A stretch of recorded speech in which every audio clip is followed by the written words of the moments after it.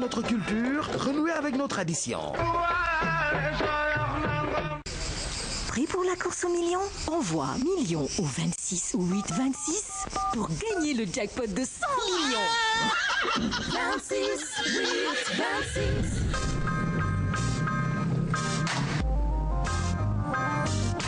26, 8, 26.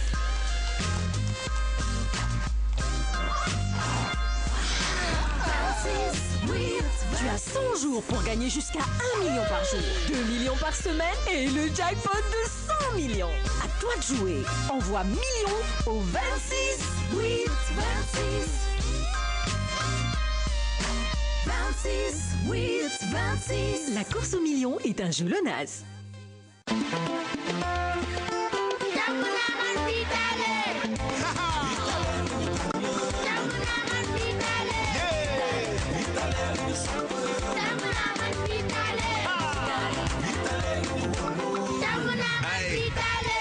meew bu sell la ñu wax fi ci Sénégal mu di laax wala ndekki fii c'est un vrai régal yow xoolal bés bu ne ma gën a sawar te ku ma wedi dee ko ñam dee la fajar yaa daf de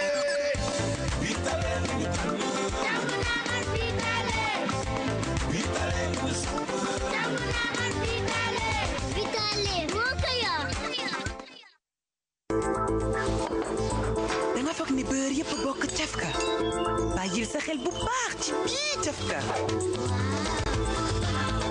beurre bu ànd ak vitamine yu am solo bii cafka Sofia rek la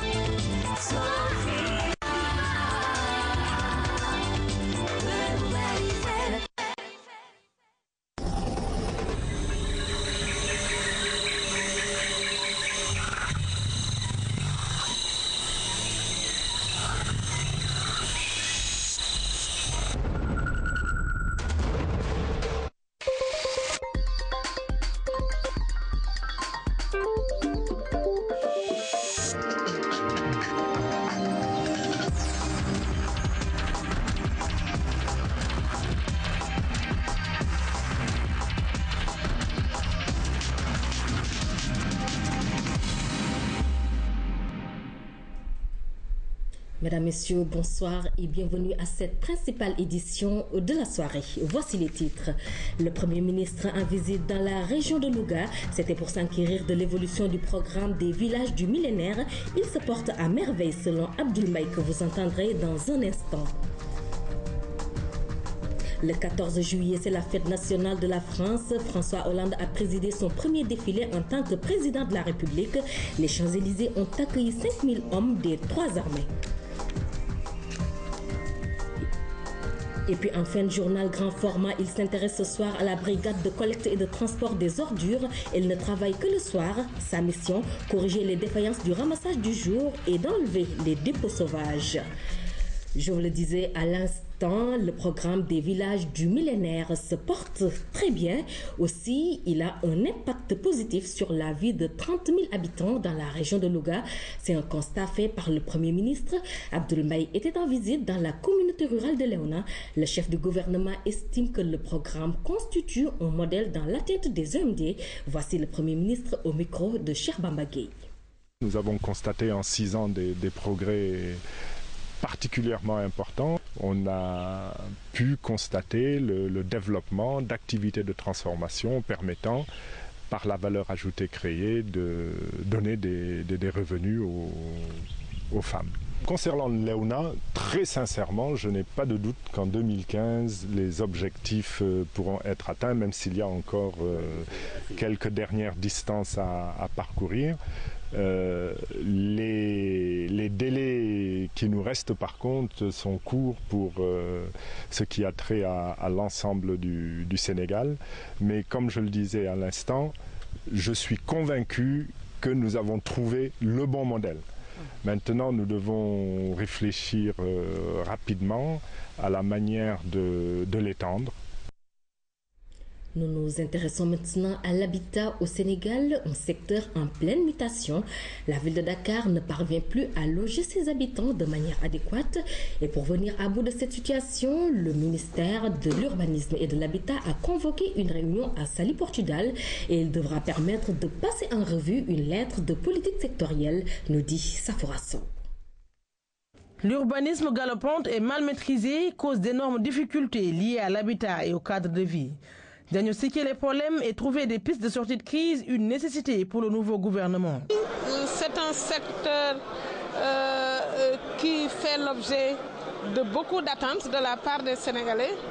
Monsieur le Président de la République l'a compris, qui nous a demandé de mettre une direction de la promotion de l'habitat social, qui a érigé l'habitat social au rang de priorité et qui nous demande justement de trouver les mécanismes adéquats pour loger le plus grand nombre au moindre coût.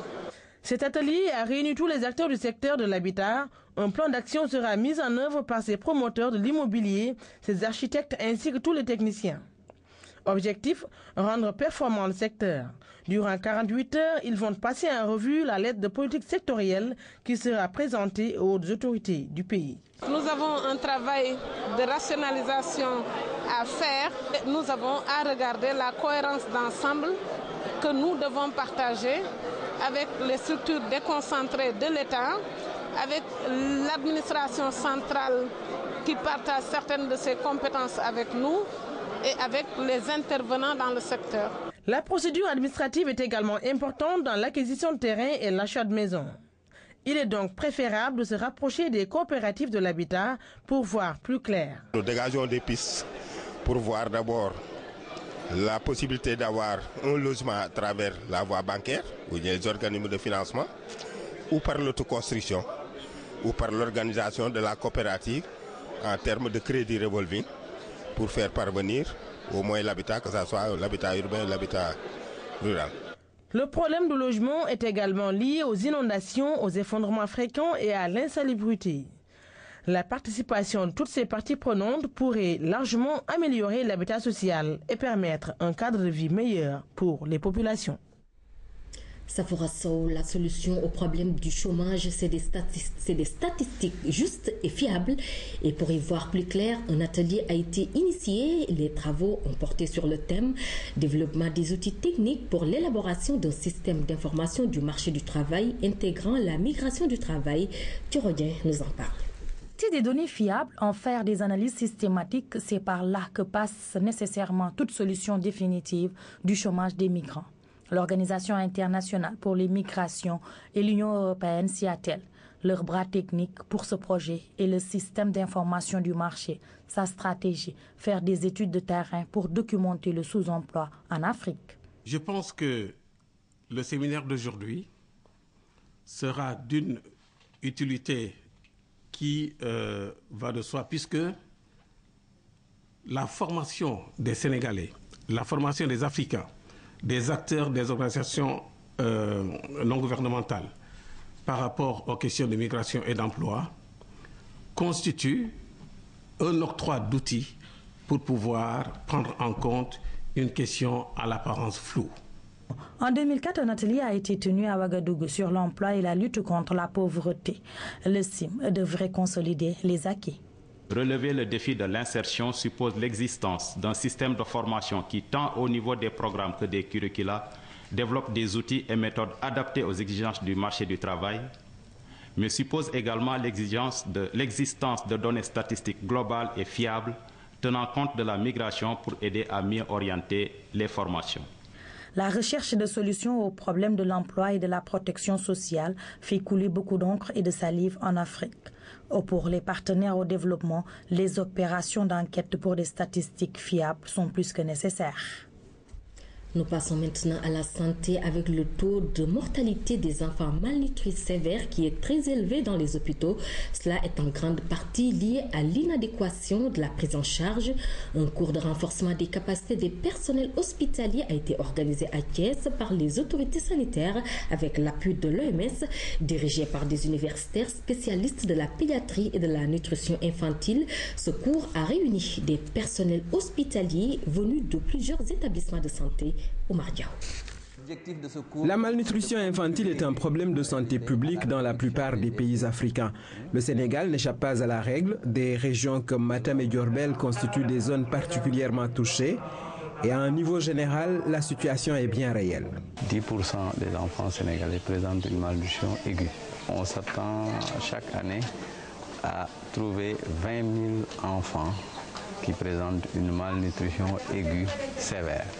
Mais peu sont encore pris en charge au niveau des structures sanitaires. La prise en charge des enfants malnutris se heurte à des difficultés qui ont des causes multiples. Elles sont économiques, sociales, mais aussi médicales.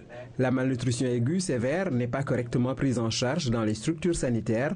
Conséquence, elle engendre une forte mortalité. Ce fort taux de décès sur les premiers jours est lié à cette prise en charge qui est inadéquate.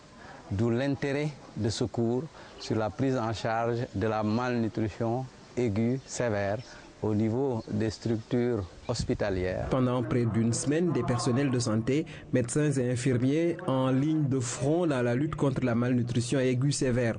Cette formation est soutenue par l'OMS. Les enfants font partie de la cible vulnérable qui intéresse particulièrement l'OMS. Donc c'est tout naturel que nous appuyons le Sénégal. Ce renforcement de capacité va permettre aux différents participants de sauver des enfants par un changement de conduite médicale. Avec les nouvelles acquisitions, on va essayer de mieux les prendre en charge. On va essayer de les partager avec nos collègues qui sont là-bas, les collègues infirmiers et médecins. À l'issue du cours, des attestations ont été remises aux participants. Les récipiendaires sont ainsi mieux armés pour faire reculer la mortalité infantile liée à la malnutrition. Tous espèrent transmettre aux enfants atteints le même sourire que celui affiché à la fin de la formation. Omar Diao, l'agence japonaise de coopération internationale, la JICA, au chevet des établissements publics de santé. Son programme initié à cet effet consiste à introduire la méthode des 5 S dans les services de santé. Autrement dit, il s'agit de vulgariser un programme de management qui a pour objectif d'améliorer l'environnement de travail. Et Thiès a déjà vécu l'expérience, nous dit Oumou Kalsoum Sall. Un nouveau-né à l'hôpital régional de Thiès, cette tête fragile a immédiatement besoin d'une bonne prise en charge. Cela commence par des soins adaptés dans une structure qualifiée. Depuis 2007, la JICA est dans cette démarche pour relever le plateau médical national. Elle a introduit dans beaucoup de structures sanitaires le concept des 5 S. Sélectionner l'utile, systématiser, rendre salubre, standardiser, se discipliner.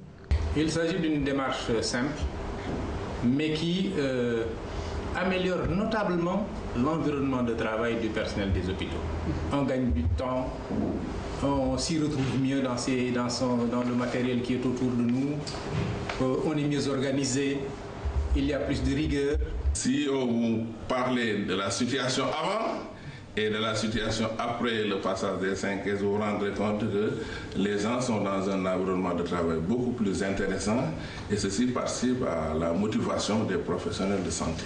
Depuis 2010, cette approche qualité est introduite à l'hôpital régional de Thiès. Elle va de l'accueil et du confort des patients à la salubrité des lieux et à l'ordre dans le travail. On s'était encombré de beaucoup d'équipements, mais on a pu quand même ranger tout ce qui est jugé être utile dans l'avenir et le reste on a pu réformer à l'aide du directeur. On a pu récupérer quelques pièces pour faire des réparations. On a également pu confectionner des tableaux, par exemple des tableaux de surveillance, des bancs avec le matériel qui a été réformé, des bancs pour les malades.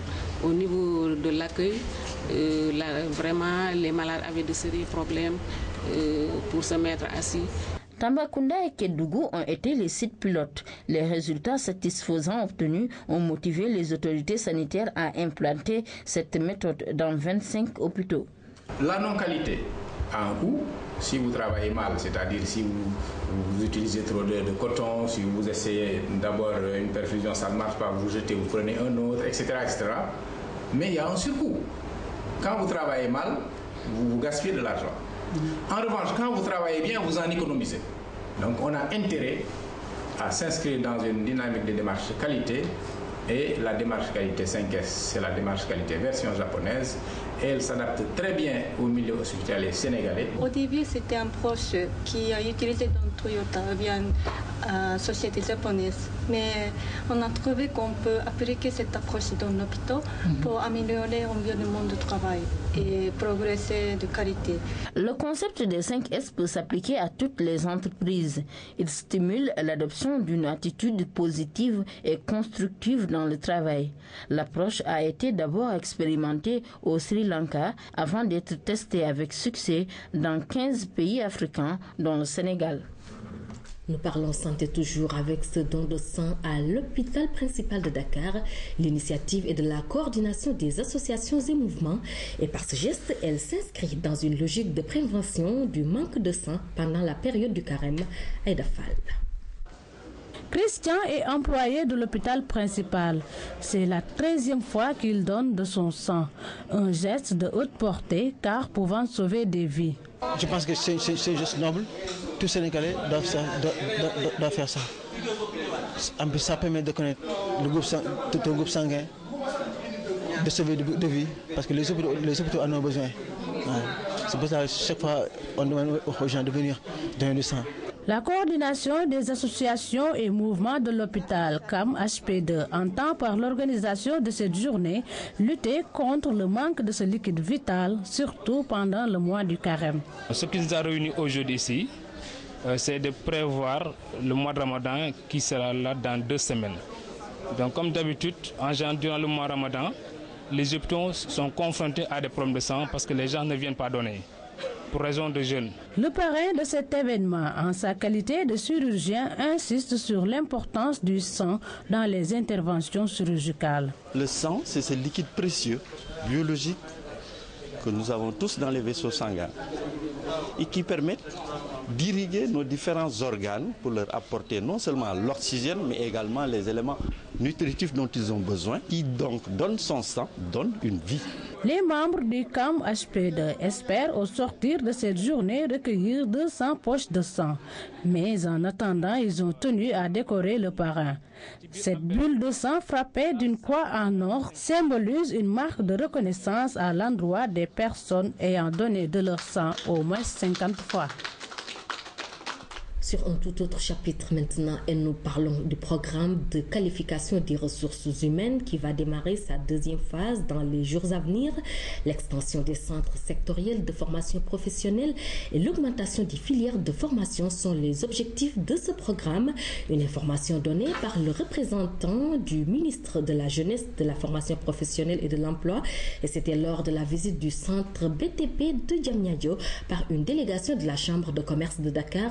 Cette visite marque également un début de partenariat entre la Chambre consulaire et l'établissement de formation professionnelle, nous dit Ousmane Ba. Le centre sectoriel de formation professionnelle au métier du bâtiment et des travaux publics. Il est créé à Diamniadio, ce que les populations apprécient très bien.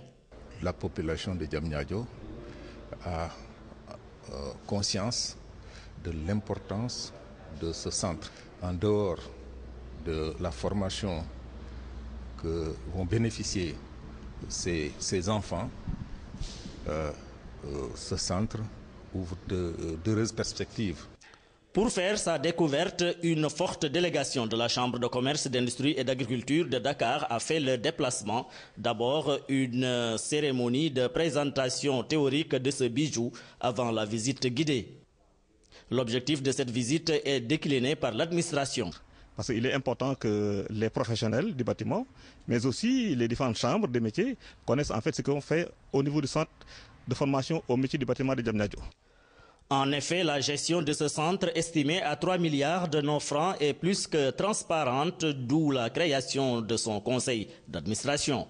Tout le patrimoine appartenant à l'État, la gestion est éminemment privée du fait des entrepreneurs qui ont constitué une association et érigé un conseil d'administration.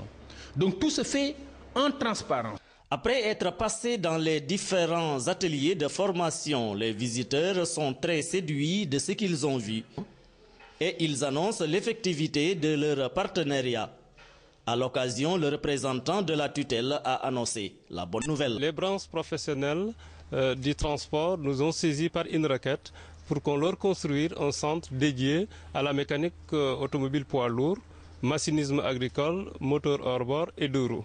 Et tout ce qui concerne la mécanique, ça va être implanté ici même à Diamniadio. Nous allons également accompagner ces jeunes dans le cadre de l'entrepreneuriat pour que, au lieu d'aller toujours chercher un emploi individuel, ils pourraient se regrouper pour chercher, créer une entreprise.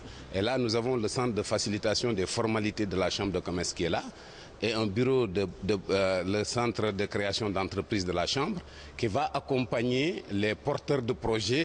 Le centre BTP de Diamniadio peut bien compter sur le soutien de la Chambre de commerce, d'industrie et d'agriculture de Dakar, mais aussi sur celui du ministère de la Jeunesse, de la formation professionnelle et de l'emploi. Des soutiens de taille que le centre compte exploiter au bénéfice des apprenants. L'actualité hors de nos frontières au Mali. Le directeur de publication du journal L'Indépendance, enlevé le 12 juillet dernier par des hommes armés, a été relâché. Saouti Haïdara, âgé de 70 ans, est admis à l'hôpital pour des soins. Il a été battu et violenté par ses agresseurs. C'est jeudi soir que Saouti Haïdara a été enlevé, juste devant l'imprimerie du quotidien L'Indépendant qu'il dirige. Des salariés et des voisins se sont interposés, mais les agresseurs ont tiré en l'air pour les disperser. Le journaliste sera emmené dans un pick-up loin de Bamako pour être battu durant plusieurs heures avant d'être libéré. Il y a 3 d'entre eux qui ont braqué leurs armes sur moi, pendant que les 4 autres, les 4 ou les 5, se sont mis à me frapper avec les crosses de leurs fusils, avec des gourdins, et en me donnant des coups de botte dans les côtes. Qu'est-ce qu'ils disaient? La seule chose qu'ils ont dite, c'est que vous, les journalistes, vous nous emmerdez. Des visiteurs un peu particuliers sont venus assurer Saouti Haïdara de leur soutien. Des ministres au chevet de la presse. Ici, tout le monde est préoccupé. Ce n'est pas la première agression contre un journaliste depuis le coup d'État militaire du 22 mars. Nous croyons que l'on ne doit pas pouvoir attaquer quelqu'un à cause de ses opinions. Et ça, nous tenons, le gouvernement tient à le réaffirmer haut et fort. Peut-être que nous n'avons pas les mêmes opinions que M. Haïdara, mais nous ne permettrons pas qu'on l'agresse pour ses opinions. En juin, Saouti Haïdara avait déjà été brièvement détenu par la sécurité d'État. Il affirme que ses agresseurs étaient des militaires. Le gouvernement a promis une enquête rapide.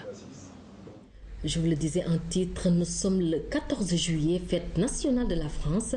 François Hollande a présidé son premier défilé militaire en tant que président de la République.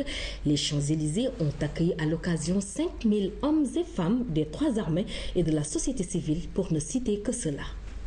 C'est le premier défilé militaire de François Hollande. Pas de grande nouveauté pour ce 14 juillet. Le programme est parfaitement huilé. À bord d'un véhicule de commandement, le président français passe d'abord en revue les troupes rassemblées sur la place de l'Étoile. À côté de lui, le chef d'état-major des armées. Puis le président français descend les Champs-Élysées, direction la place de la Concorde, où l'attendent sa compagne, Valérie Trierweiler, et la plupart des membres du gouvernement. L'orchestre du Bagad de l'Anne Bioué, formation musicale de la Marine nationale, ouvre le défilé. Puis c'est au tour de la garde républicaine. Démonstration du savoir-faire équestre de ces 12 cavaliers de prestige. C'est le moment de la Marseillaise. Un détachement de la garde républicaine joue l'hymne français. Les yeux se lèvent, le défilé aérien commence. Retour sur Terre où 4950 hommes et femmes défilent. À l'honneur cette année, les casques bleus de la FINUL, la force de l'ONU au Liban. Béret bleu sur la tête, les soldats du bataillon français présentent les armes au chef de l'État. Le défilé continue. Comme le veut la tradition, il s'achève dans les airs avec les parachutistes. À cause d'une météo capricieuse, l'un d'entre eux rate son atterrissage. François Hollande va le voir. Poignée de main, excuse du parachutiste malheureux, l'occasion pour le chef de l'État de montrer qu'il est un président normal.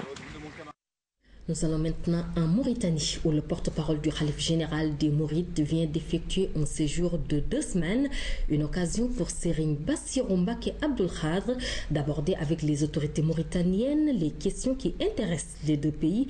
Dans ce cadre, justement, la Mauritanie a décidé d'augmenter le nombre de bourses accordées aux étudiants des instituts Al-Azhar, Laïri Diop. Le message de Serigne Touba transcende les confréries et les frontières. Ce déplacement de Serigne Bassirou Mbacké Abdoul Khadr en Mauritanie s'inscrit dans cette vision des choses.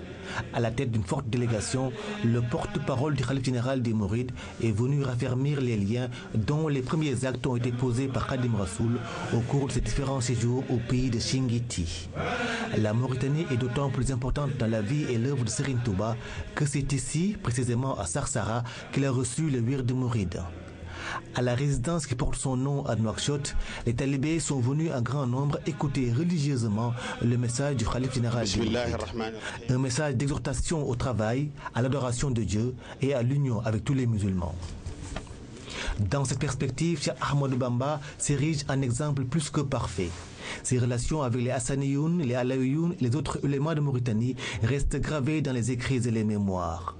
Des relations revisitées au cours de la rencontre avec la presse et avec Cheikh Hamdan Ould Douta, secrétaire général de l'Union des ulémas de Mauritanie. Autre temps fort de la visite, l'audience avec le ministre mauritanien de l'économie et du développement, Sidi Ould Douta. Une occasion pour passer en revue les problèmes de la pêche et des contrôles d'identité qui troublent souvent les relations entre les deux pays. Entre Nouakchott et Nouadhibou, il y a 470 km de route. Le marabout et sa délégation ont parcouru la distance. Accueilli à l'entrée de la ville par le directeur de la sécurité, Serigne Bassirou Mbacké Abdoul Khadr a eu une rencontre avec les ressortissants sénégalais de toutes les obédiences confrériques, Mouride, Tidjane, Khadr et entre autres.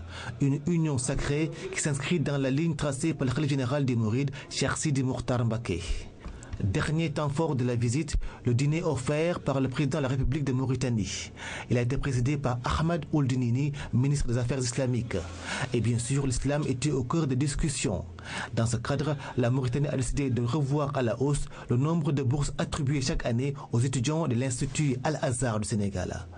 La Mauritanie, c'est la terre des hommes de bien, disait Serigne Touba. Aujourd'hui encore, la maxime garde toujours son actualité. Laïri Diop, ici au Sénégal, le mouvement des forces de la Casamance debout est né. Le MFCD remplace la Casamance debout qui était juste un slogan créé il y a 4 ans.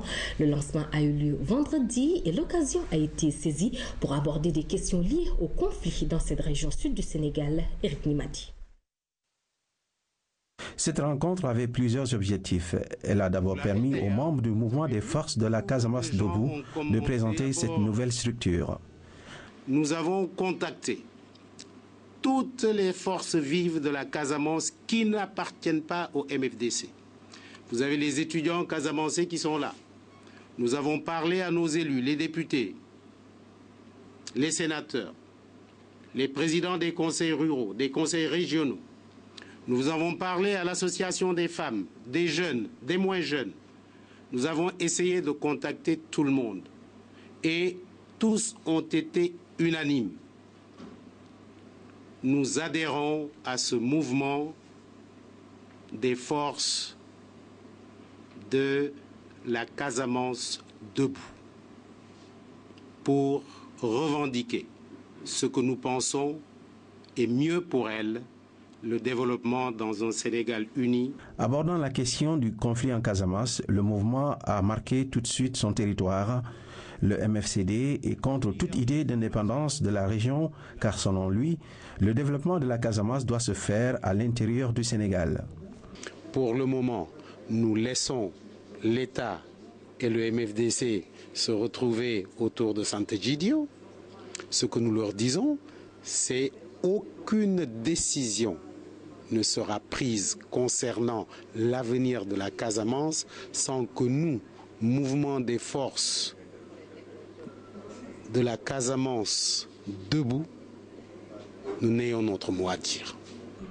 Après cette prise de position ferme des membres du mouvement, ils se sont en outre réjouis de la levée par le chef de l'État du mandat d'arrêt international contre Salif Sadio. Un geste qui, selon eux, va grandement contribuer au rétablissement de la paix définitive en Casamance. La Casamance, terre natale de Émile Badiane, un homme qui sera honoré ce dimanche par le collectif. Une façon de lui rendre hommage pour tout ce qu'il a fait pour cette partie sud du pays. 25 millions de francs CFA, c'est le montant déboursé par la Sonatel pour participer à la réhabilitation du parc de Hann. Un investissement financier suivi d'une forte mobilisation du personnel de la société aux côtés des amis et sympathisants du parc pour procéder à son nettoiement. Des activités effectuées en présence des autorités de la Sonatel et du ministère de l'Écologie et de la Protection de la Nature, Lamine Touré. S'il y a un lieu où l'environnement jouit encore de sa splendeur naturelle, c'est bien le parc de Hann. Sa conservation et sa protection vont au-delà de la seule préoccupation des riverains et du ministère de l'Écologie et de la Protection de la Nature. La Sonatel s'est fortement mobilisée pour accompagner la direction du parc dans sa politique de réhabilitation de ce patrimoine national. Consciente de l'importance des enjeux du développement durable, Sonatel s'est approprié une démarche active et volontaire par l'intégration de la responsabilité sociale d'entreprise dans ses priorités. En effet, nous pensons que notre rôle en tant qu'opérateur historique et leader du secteur des télécoms est aussi d'être un acteur actif dans la préservation de l'environnement. Cette mobilisation de la Société nationale de télécommunications a permis l'agrandissement et l'éclairage du plateau multifonctionnel, la mise à disposition de 25 bennes à ordures, l'installation d'un Wi-Fi public, l'aménagement et l'équipement en cours d'une aire de jeu gratuit. Des résultats enregistrés grâce à la participation effective de l'Association des amis et sympathisants du parc de Hann. Nous pouvons avec Sonatel crier sous tous les toits notre slogan préféré: touche pas au parc de Hann. Un geste citoyen qui n'a pas laissé indifférents les autorités en charge de la protection de la nature. En acceptant de financer dans le cadre de la responsabilité sociétale de l'entreprise et au profit des différents usagers du parc, vous démontrez encore une fois, s'il a été encore besoin, que votre société est à l'avant-garde des entreprises citoyennes de notre pays et qu'elle est plus que jamais soucieuse du développement durable. Cette démarche citoyenne formalisée depuis plus de 10 ans constitue l'un des piliers stratégiques de la Sonatel, au même titre que la satisfaction de ses clients. Avec ses 1100 visiteurs par jour, le parc de Hann a de quoi offrir de beauté et de pureté à ses nombreux visiteurs.